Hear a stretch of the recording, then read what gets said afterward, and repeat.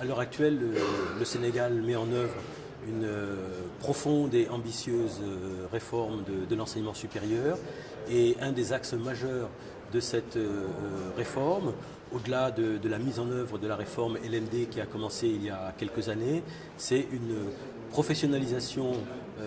d'une part des formations dans les universités, et l'autre volet, c'est également la création d'un réseau d'instituts supérieurs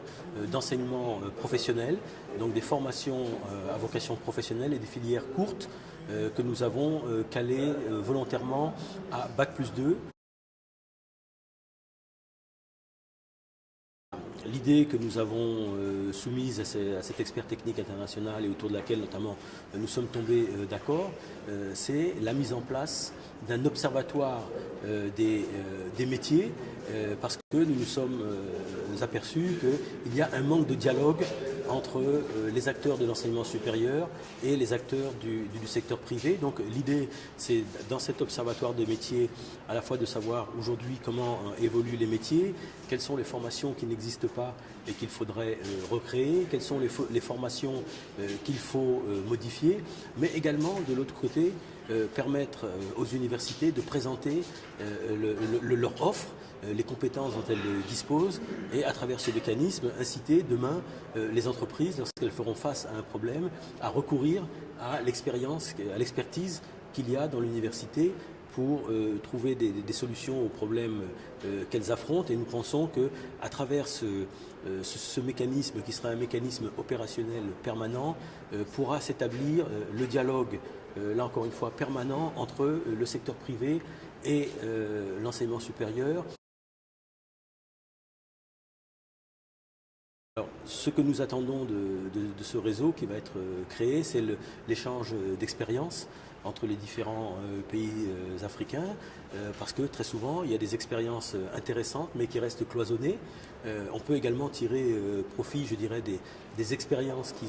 qui ont échoué. Et à travers ce réseau, nous pensons que nous arriverons à identifier des mécanismes, des méthodologies qui pourront être mises en œuvre dans l'ensemble des pays, mais également aussi aller vers une certaine harmonisation, pas une uniformisation, parce que lorsque l'on parle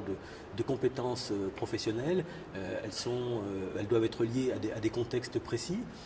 Donc si on ne peut pas aller vers des formations, je dirais, uniformes en Afrique de l'Ouest, au moins aller vers une harmonisation et qu'il y ait des socles communs à toute une série de formations professionnelles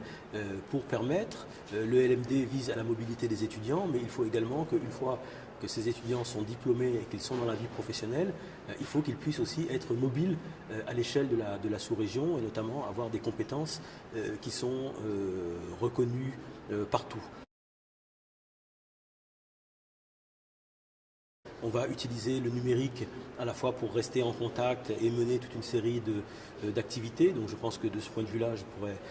peut-être apporter une certaine expérience, et puis également partager avec l'ensemble des collègues les éléments de politique que nous sommes en train d'élaborer, notamment sur les formations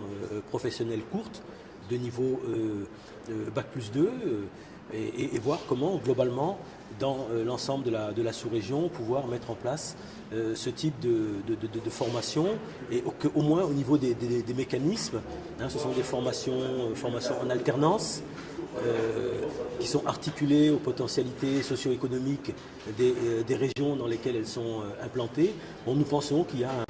un certain nombre en œuvre par l'ensemble des membres du réseau.